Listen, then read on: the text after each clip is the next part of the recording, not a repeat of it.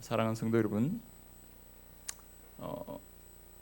가장 최고의 여행지는 사랑하는 사람과 함께 가는 그곳이다 하는 흔한 여행사의 그 문구가 생각이 나는 아침입니다. 우리가 인생의 길을 가고자 할 때 하나님이 나와 우리와 함께 하신다는 사실을 깨닫는 것보다 더 벅차고 더 감격적인 그런 은혜가 어디 있을까요? 여러분, 우리는 오늘 이 예배 자리에 함께하면서 하나님과 함께하는 복된 삶을 열망하면서 이 예배 자리에 함께했습니다. 우리에게 가장 큰 갈망, 그것은 바로 하나님이 우리와 함께 하시고 하나님께서 나에게 특별한 사랑과 관심으로 나를 인도하고 계신다고 하는 것, 그것을 여러분 계속 깨닫고 확신하고 누리며 사는 것이 아니겠습니까? 그 마음의 열망을 계속 품고 살아간다면 그는 참으로 믿음으로 살고자 하는 소중한 마음을 가지고 있다고 할 수 있을 것입니다.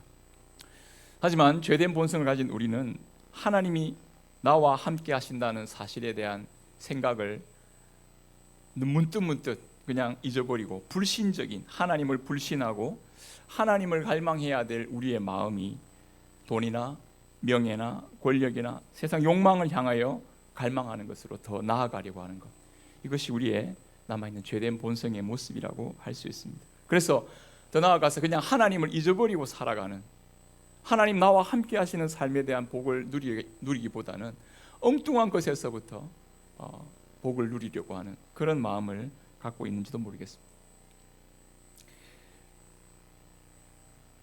마르케스의 소설 100년의 고독이라는 소설에 이런 이야기가 하나 나옵니다. 이야기입니다. 이야기. 멕시코의 한 작은 마을에서 그 마을 전체가 불면증에 걸려 있습니다. 그 불면증이 전염병처럼 그 마을을 뒤덮어 갔습니다. 그래서 사람들은 점점 잠을 자지 못했습니다. 몇 달째 잠을 자지 못했던 그 사람들은 점점 생명력을 잃어가고 점점 기억력이 쇠퇴합니다. 가장 일상적인 것에서부터 기억력을 잃기 시작했습니다. 이 주인공 아우렐리오는 자기 작업장에다가 이거 안 되겠다 싶어서 자기 작업장에다가 이름을 하나씩 기록하기 시작했습니다. 내가 그걸 하나씩 모르니까, 잊어버리니까 하나씩 이름을 써놨습니다. 이건 망치, 이건 모루, 이건 종이, 뭐 이런 걸 하나하나 써놓고요. 이 일이 마을 전체에 확대가 돼가지고요, 사람들이 기억을 잃어버리니까 이건 탁자, 이건 의자, 이건 시계, 문, 벽, 침대, 냄비, 그리고 가축들의 이름까지 다 써붙여놓고 이것은 우유입니다. 이 우유는 소의 젖을 짜야 나오는 것인데 이것을 커피 우유로 만들려면 커피를 넣고 반드시 끓여야 합니다. 이렇게 제조법까지 기억을 잃어버리니까 새겨놨다는 것이죠. 그리고 마침내 그의 그 마을 입구에는 큰 마을 입구에다가 표지판으로 여기가 마콘도라는 이렇게 마을 이름도 앞에 새겨놓고요. 그 마을 시내 가장 중심가에 큰 표지판을 하나 세웠는데 그 큰 표지판이 뭐라고 새겼냐면 하나님이 계신다, 이렇게 그 표지판에다가 써놓았다는 것입니다. 여러분, 이 소설의 내용이긴 하지만 어쩌면 우리는 지금 이 시대 정보의 홍수로 새로운 정보를 유입하기 위해 지난날의 기억을 다 잊어버리는, 어떻게 보면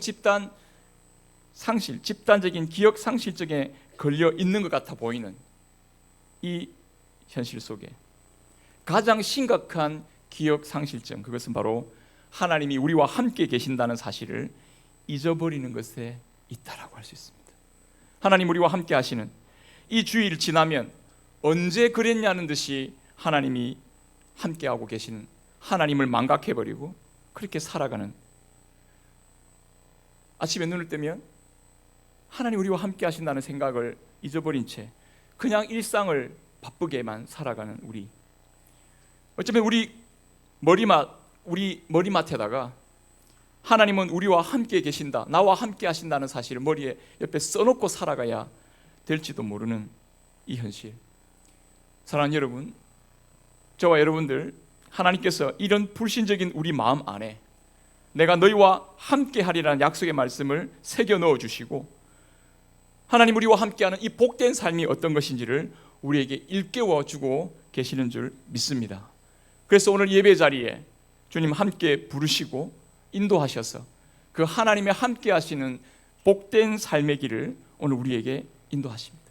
무엇보다도 예수님께서 이것을 우리에게 가장 분명하게 일깨워 주고 계십니다. 여러분, 하나님이 우리와 함께 하신다는 이 사실은 하나님이 우리와 함께 하는 것이 얼마나 가까이 함께 하고 있습니까? 하나님이 지금 한 1km쯤 함께 하십니까? 하나님 저 멀리서 우리를 보고 계시고 함께 하십니까? 하나님 얼마나 가까이 함께 하십니까? 여러분, 놀랍게도 우리가 생각하는 그 훨씬 더 가까이에 하나님이 계십니다. 하나님 어디 계십니까? 우리 안에 계시고, 우리가 주님 안에 있다고 하는, 주님과 우리가 하나로 연합되어 있다라고 하는 것이 하나님 말씀이 우리에게 증거하는 바입니다. 그러니까 하나님과 함께하는 삶을 우리가 생각하는 것은, 이것은 너무나, 성경은, 하나님 말씀은 너무나 실제적인 사건이라는 것을 우리에게 말씀해 주고 있습니다. 그런데 사람들이 이걸 인지하지 못하고 깨닫지 못하고 영적인 건망증에 걸린 사람처럼 그렇게 살아가는 그들이 예수님 찾아오셔서 하나님이 우리와 함께 하시는 임마누엘의 능력을, 사역을, 말씀을 통해서 우리를 일깨워 주십니다. 주님은 제자들에게 너희는 마음에 근심하지 말라, 하나님을 믿으니 또 나를 믿으라 하시면서 내가 너희를 떠나는 것이 아니라 내가 너희와 함께 한다는 사실에 대한, 아니 하나님 아버지와 함께하는 그 영광스러운 하나님의 거처, 하나님 아버지의 집에 너희가 자녀로서 있게 될 것이라고 하는 이 놀라운 임마누엘의 복음을 그들에게 전하고 계십니다. 우리가 지난주부터 계속 이 요한복음에 나오는 예수님께서 십자가 지시기 전에 제자들과 함께 보통 고별 설교라고 일컬어지는 이 말씀을 우리가 듣고 있는데요, 십자가 지시고 죽으실 것을 미리 말씀하시면서 주님이 떠나실 것을 말씀합니다. 제자들은 불안해하죠. 주님이 떠나신다니. 그래서 주님은 내가 떠나는 것이 오히려 너희에게 유익이다, 내가 떠나는 것이 하나님이 우리와 너무나 분명하게 함께하는 삶의 시작이 된다, 내가 십자가의 죽음으로 그것이 끝이 아니라 오히려 시작이고 영원히 하나님 아버지와 함께하는 시작이라는 것을 제자들에게 강조하면서 하나님과 함께하는 삶의 복된 모습을 제자들에게 일깨워주기를 원하고 있습니다. 제자들의 그 근심 어린 마음, 그 염려하는 마음, 그 두려워하는 마음에서 주님께서 그들을 일으켜 하나님과 함께하는 복된 삶의 길로 그들을 이끄시기 위해 내가 이 길을 간다 라고 말씀하고 계십니다. 사랑하는 여러분, 오늘 우리는 이 말씀을 통해서 예수님께서 십자가 지심으로 우리에게 가져다 주시는 하나님 그 함께하는 임마누엘의 삶의 복, 하나님과 함께하는 복된 삶의 모습이 어떤 삶인지를 말씀을 통해 확인하면서 우리가 지속적으로 하나님과 동행하는 그런 삶의 모습으로 주님 앞에 살아가는 저와 여러분들의 모습이 될 수 있기를 바랍니다. 오늘 15절의 말씀의 첫 부분에 보면 이렇게 말씀합니다. 너희가 나를 사랑하면 나의 계명을 지키리라. 주님께서 이 말씀을 하고 난 다음에 보혜사 성령님을 주신다고 말씀하시며 영원토록 너희와 함께 있게 하리라 하시는 말씀을 주고 계십니다. 사랑하는 여러분, 이 주님께서 너희가 나를 사랑하면 나의 계명을 지키리라, 주님 이 말씀을 하시는 것은요, 10계명의 2계명에 보면 뭐라고 말씀하냐면 우상을 만들지 말 것을 말씀하시면서 20장 출애굽기 20장 6절에 이렇게 말씀하고 있습니다. 나를 사랑하고 내 계명을 지키는 자에게는 천대까지 은혜를 베푸느니라. 여러분, 이 말씀하고 지금 너희가 나를 사랑하면 나의 계명을 지키리라 하는 이 말씀의 그 문장의 내용이 거의 비슷합니다. 다시 말해서 예수님은 지금 우상 숭배, 눈으로 보여야 하나님을 눈으로 보이게 만드는 게 우상 아닙니까? 우상에 보이는 방식으로 하나님이 함께 하시는 것으로 믿을 게 아니라 사랑과 순종의 방식으로 하나님이 너희와 함께 하심을 믿으라고 말씀하고 있는 것입니다. 하나님 우리와 함께 하시는 것, 우상과 같이 뭘 만들어 놓고 하나님 저기 하나님이야, 뭘 하나 놀라운 걸 하나 해놓고 저게 하나님이야, 그게 아니라 언약의 말씀을 따라 하나님을 사랑하고 그 말씀에 순종하는 방식으로 내가 너와 함께 한다는 것을 우리 가운데 보여주고 있더라는 사실입니다. 여러분, 우리는 하나님이 함께 하시는 것, 하나님 함께 하시는 것 눈에 하나님 봤나? 하나님하고 인사해 봤나? 하나님하고 손잡아 봤나? 뭐 이런 식으로 불신자들이 이야기할 수도 있죠. 네가 눈으로 봤나? 하나님이 있더나? 근데 하나님께서 우리와 함께 하시는 방식은 세상이 보기를 원하는 방식과 다릅니다. 가롯이 아닌 유다가 예수님께 이렇게 질문합니다. 주여, 어찌하여 22절에 보면 자기를 우리에게는 나타내시고 세상에는 아니하시라니까, 이렇게 질문을 하니까 예수님께서 자신이 어떻게 너희와 함께 하는가, 자신을 나타내시는가 하는 내용을 이렇게 말씀하십니다. 23절을 우리 다 같이 한번 읽어보도록 하겠습니다. 사람이 나를 사랑하면, 예수께서 대답하여 이르시되 사람이 나를 사랑하면 내 말을 지키리니 내 아버지께서 그를 사랑하실 것이요 우리가 그에게 가서 거처를 그와 함께 하리라. 사랑하는 여러분, 여기 거처를 함께 한다, 주님이 임마누엘로 함께 한다, 이건 그냥 자, 내 봐라 이렇게 보여주시는 게 아니고요, 주님이 사랑과 순종으로 하나님과의 언약 관계를 확인시켜 주는 거죠. 하나님의 자녀됨과 하나님 백성됨을 거기에서 확인시켜 주겠다는 겁니다. 여러분, 언약의 말씀을 믿지 아니하고 거부하는, 하나님과의 관계를 거부하는 사람에게, 그리고 하나님과 떠나서 불순종과 방종으로 살아가는 사람에게 하나님의 임마누엘의 축복, 성경이 말하는 임마누엘의 축복은 없죠. 임마누엘이라고 하는 것은 그냥 하나님이 눈에 보이게 있다 없다의 문제가 아니라요, 하나님의 언약 관계로 우리를 하나님의 자녀 삼으시고 하나님 백성 삼으셔서 완전한 구원의 일을 이루는 것과 연결이 되어져 있습니다. 성경에서 임마누엘의 축복이라고 하는 것은 지속적으로 처음부터, 창세기 처음부터 하나님이 우리와 함께 하시는 것을 계속적으로 보여주고 약속해 주는 내용입니다. 우리가 죄 가운데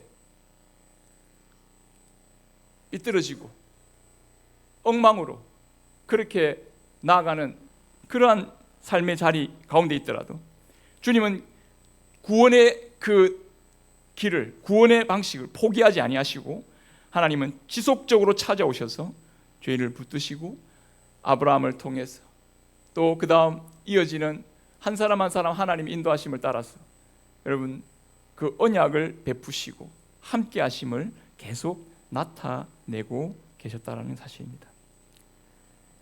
그러면서 주님은 그 거처를 나타내시면서 성전에서 자기를 나타내시고, 그리고 성전에서 하나님이 온 천지를 창조하신 하나님이 함께 하시는데 굳이 성전에 함께 하겠다는 말의 의미가 뭡니까? 그래서 언약을 완성시키셔서 내가 너희를 나의 백성 삼았다, 너희는 나의 자녀다, 이제 나의 집에 들어온 사람이다 하고 그 하나님의 언약 백성들을 자기 백성으로 부르시는, 하나님 나라를 이루시는, 최종적으로 이루실 구원의 내용을 임마누엘이라는 축복으로 주님께서 하나님 너희와 함께 하셔서 이루시는 축복으로 말씀하고 계시는 겁니다. 그러니까 여러분, 임마누엘, 성경 처음부터 끝까지 하나님의 구원의 절정은 뭐냐면 임마누엘입니다.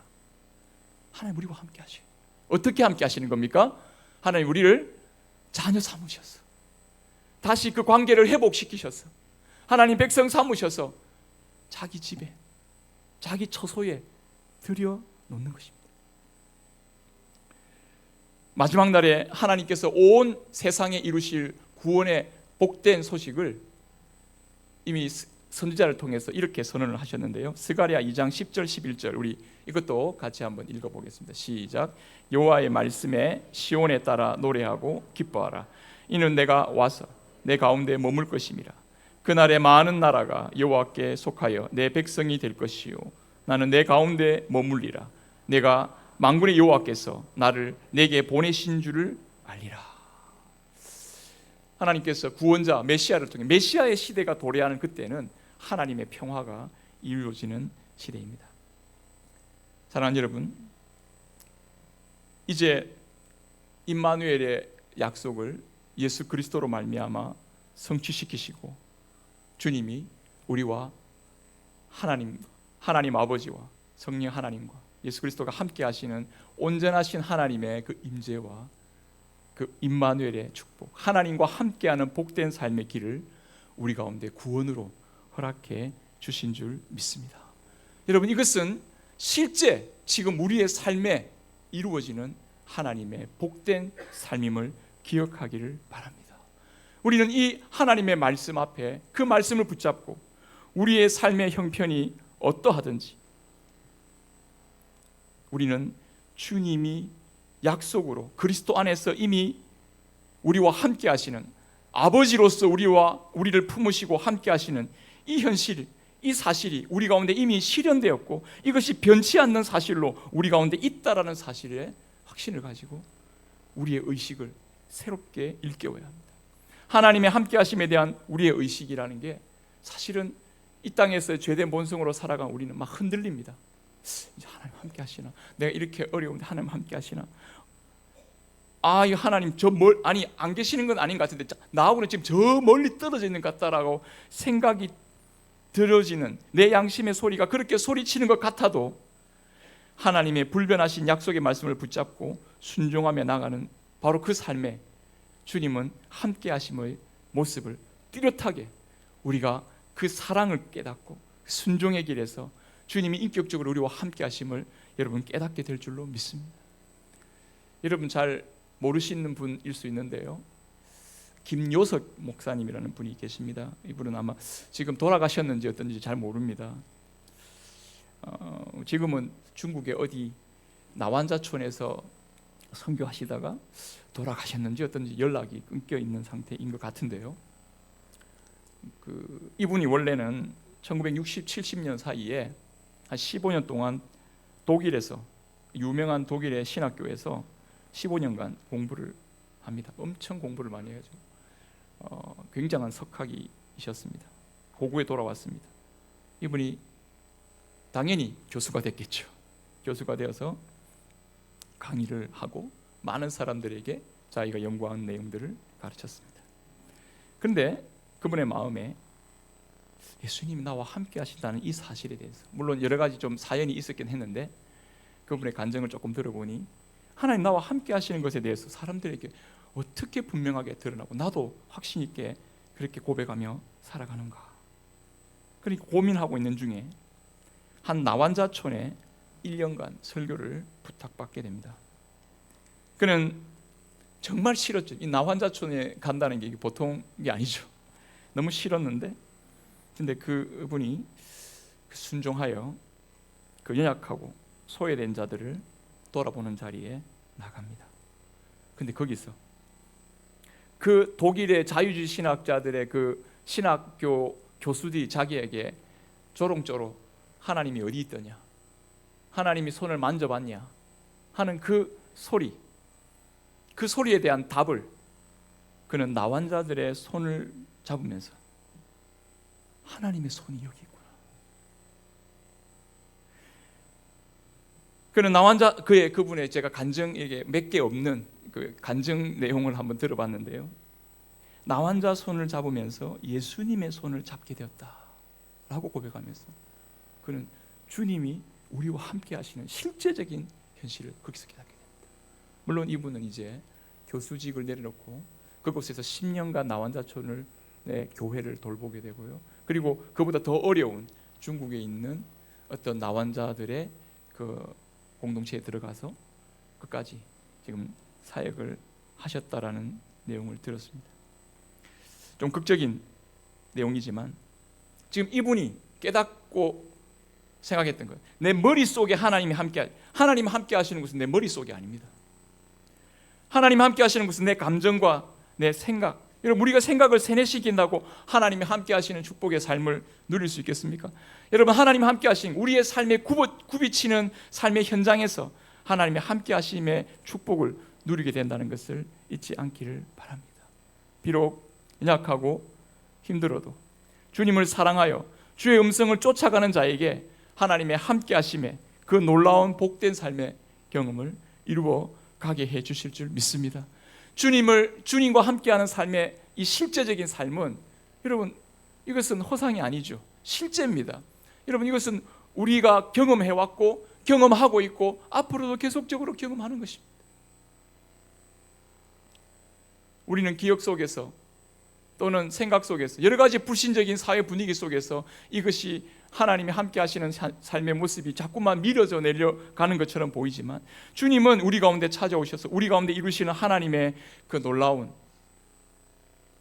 함께 하심의 은혜를 나타내 보이시고 인도하십니다. 우리가 살아가는 삶의 모든 굽이치는 삶의 평범한 일상들 속에서 하나님은 우리와 함께 하심의 사실을 분명히 나타내 보이시고 인도해 주실 줄 믿습니다. 우리가 잘 되는 것만 하나님이 우리와 함께 하시는 것입니까? 우리가 잘 못되고 힘들어도 하나님 우리와 함께 하시는 사실은 변함없이 실제적으로 우리를 붙드신다는 것 잊지 마시기 바랍니다. 혹시 여러분들 살아가는 가운데 이런 소리 안 들었습니까?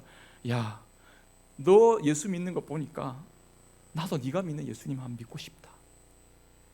여러분, 나는 지금 잘난 거 없고 난 너무 힘들고 어려운 지경에 있는데 그 친구는 오히려 내가 그런 힘든 과정에서 주님을 믿고 하나님 말 의지하는 걸 보면서 하나님이 살아계신가?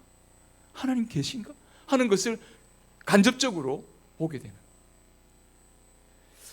여러분, 우리의 삶이 그런 축복의 통로가 되는 그런 삶이 되기를 바랍니다. 하나님 여러분들의 그 굽이치는 삶의 현장 가운데 함께 하시고 여러분들을 인도하시고 여러분 붙들어 주시는 줄 믿습니다. 그러면 여러분 하나님이 실제로 우리와 함께 하신다는 사실을 우리가 어떻게 믿고 어떻게 무슨 근거로 하나님이 우리와 함께 하신다는 실제적인 근거를 믿겠습니까? 오늘 예수님께서 이것을 우리에게 말씀하십니다. 16절의 말씀에 보면은 내가 아버지께 구하겠으니 그가 또 다른 보혜사를 너희에게 주사 영원토록 너희와 함께 있게 하시리라. 여러분 이 주님께서 임마누엘 하나님이 우리와 함께 하시는 삶을 축복하실 때 또 다른 보혜사 곧 성령님을 우리 가운데 보내어 주셔서 우리와 함께 있겠다고 말씀하셨습니다. 눈으로 보는 방식이 아니라 성령께서 영적으로 함께하는 것을 나타내 보이시겠다고 말씀하셨습니다. 한 걸음 더 들어가면 예수님은 성령을 보내실 뿐 아니라 예수의 영으로서 예수님이 성령으로 인격적으로 예수님이 그와 함께 하겠다라고 말씀한 18절에 보면 이렇게 말씀합니다. 내가 너희를 고아와 같이 버려두지 아니하고 너희에게로 오리라. 예수님은 십자가 지시고 죽으시고 끝난 것 같은데 끝나고 죽으신 거 끝난 게 아니라 부활 승천하신 그 자리에서 성령으로 지금 우리에게 오신다고 말씀하십니다. 예수님이 인격적으로 성령님을 보내실 뿐 아니라 성령과 함께 예수님이 지금 우리와 함께 하시는 것을 우리에게 오시는 것을 말씀하고 약속하고 계십니다.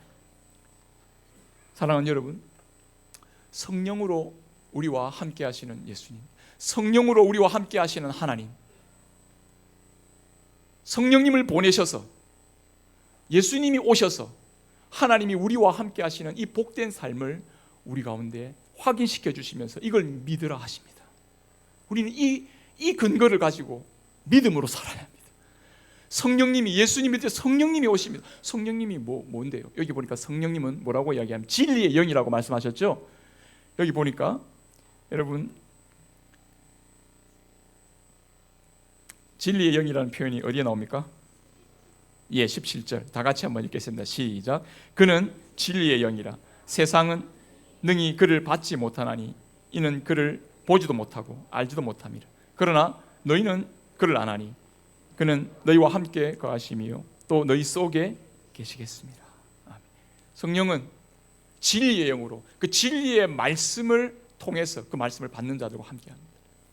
오늘 이 말씀이 선포되는 현장, 가장 뚜렷하게 하나님이 우리와 함께 하심을 나타내는 현장이라는 것을 잊지 마시기 바랍니다.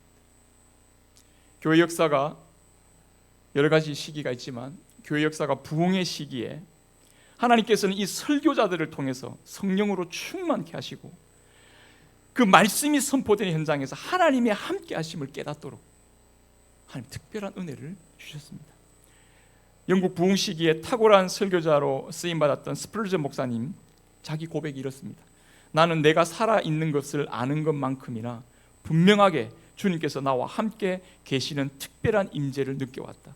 예수님께서는 마치 내가 두 눈으로 그분을 보는 것처럼 지금 이곳 강단에서 내 곁에서 실제적으로 임재하고 계신다. 여러분, 제가 이런 목사가 되도록 기도해 주시기 바랍니다. 이렇게 설교하는 목사가 되도록. 하나님 앞에서 하나님을 의식하며 사는 이 참되고 경건의 능력이 있는 사역의 비결, 여러분들의 삶이 진정한 믿는 자로서의 능력 있는 삶의 모습, 그러니까 하나님이 함께 하시는 것에 대한 확신과 확인이 있습니다. 오늘 이 예배 자리에 사랑하는 여러분, 믿음의 눈을 들어서 말씀이 선포되는 현장, 그 말씀을 깨닫고 그 말씀의 아멘으로 주님 앞에 주님을 사랑하며 순종하겠다고 결단한 그 자리에 주님은 함께 하시고, 그것을 순종하는 자리에 함께 실제로 드러내실 뿐 아니라 오늘 이 예배 자리에서 주님이 함께 하십니다. 그래서요, 성령을 우리가 예수님 믿고 난 다음에 우리를 뭐라고 합니까? 성령의 전이라고 이야기하지 않습니까? 성령의 전입니다. 성령이 우리와 함께 하십니다. 여러분, 이 예배 현장에서 우리가 두세 사람이 내 이름으로 모인 그곳에 내가 너희와 함께 하겠다고 하시는 주님의 그 말씀의 약속을 우리가 믿고, 주님이 이 예배 현장에 함께 하셔서 우리 찬양을 받으시고 우리 기도를 받으시고 이렇게 말씀으로 선포해 주시는 이 현장에서 하나님의 임재를 찾지 못한다면 우리가 어디에서 하나님 우리와 함께 하심을 깨닫겠습니까?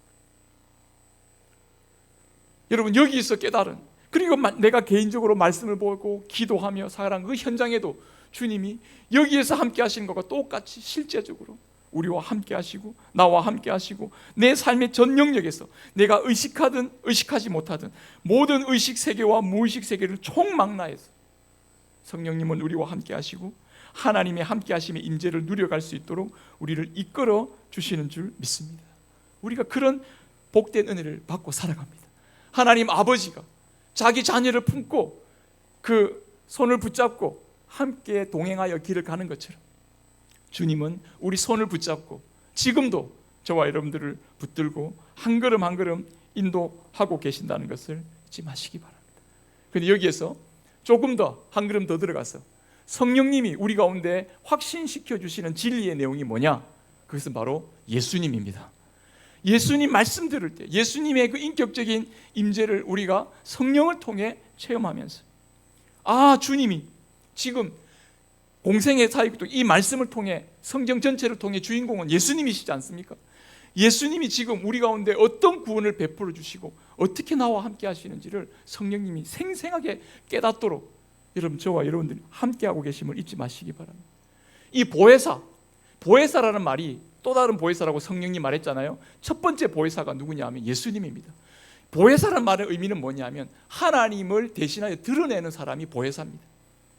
요한일서 2장 1절의 말씀, 우리 예수님에 대해서 이렇게 표현한 내용입니다. 예수님의 십자가 지시고 부활 승천하셔서 하나님 보좌 우편에서 하시는 일을 요한 사도가 이렇게 고백한 겁니다.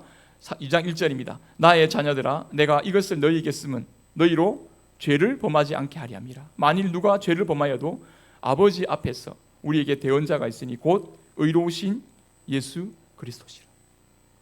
주님이 지금 하나님 보좌 우편에서 우리의 대언자가 되셔서 우리 대신 이 대언자라는 단어와 이 보혜사라는 단어 뜻이 같아요.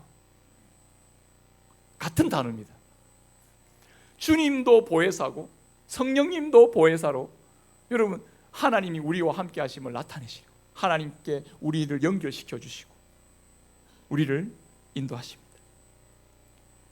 여러분, 그러니 우리는 예수 그리스도 안에서 하나님이 우리와 함께 하심의 이 온전한 임마누엘의 축복을 누리며 우리를 이끌어 가시는 줄 믿습니다. 예수님은 십자가 죽으시고 그래서 이 땅을 떠나서 우리 눈에 보이지 않는 세계로 들어가신 게 아니고요, 예수 그리스도께서 부활 승천하셔서 하나님 보좌 우편에 오르신 것은 우리를 떠나신 사건이 아니고 우리에게 그 능력의 부활의 능력으로 새 생명의 능력으로 우리를 거듭나게 하시기 위하여서 성령으로 우리 가운데 오셔서 지금도 그 부활의 생명력을 여기 함께한 저와 여러분들에게 나누어 주고 계시고 나누어 주시고 앞으로도 그 거듭남의 역사를 이루어 가시는 줄 믿습니다. 주님은 살아계셔서, 과연 살아계셔서 여러분 우리와 함께 하시는 임마누엘의 하나님이십니다. 그러니 여러분, 우리는 주님을 주목하고 주님을 바라보고 예수 그리스도를 바라보면서 우리에게 주어진 삶의 걸음을 한 걸음 한 걸음 걸어가야 합니다. 오늘 말씀 19절 20절, 조금 있으면 세상은 다시 나를 보지 못할 터이로되 너희는 나를 보리니 이는 내가 살았고 너희도 살겠음이라. 내가 살았고 너희도 살겠습니다. 이건 예수님이 십자가 구원으로 말미암아 우리 죄를 용서하시고 부활의 생명력을 우리에게 주셔서 부활 생명, 새 생명을 살게 하신다는 겁니다. 그날에 내가 아버지 안에, 너희가 내 안에, 내가 너희 안에 있는 것을 너희가 알리라. 임마누엘의 축복은 예수님의 인격적인 임재의 은혜 속에서 우리는 누리게 됩니다. 우리가 성경을 읽고 하나님 말씀을 들으며 기도하며 예수님 이름으로 기도하잖아요. 예수님 이름. 이 모든 것이 예수님 안에서 이루어지는 일입니다. 우리 예수님의 인격적인 임재를 떠나서는 아무것도 할 수 없어요.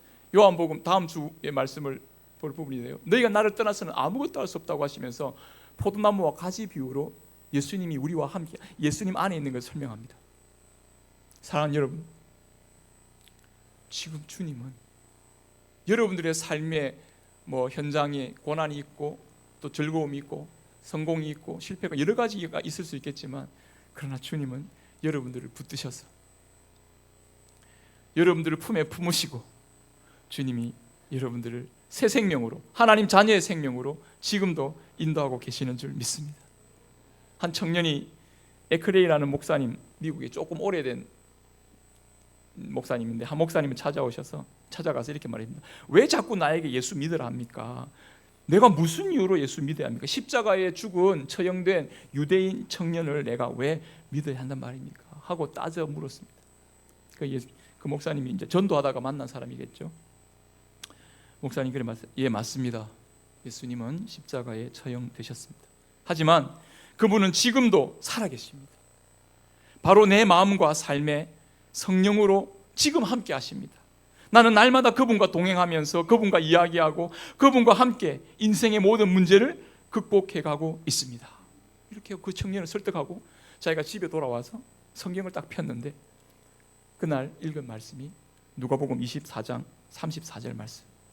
무슨 말씀입니까?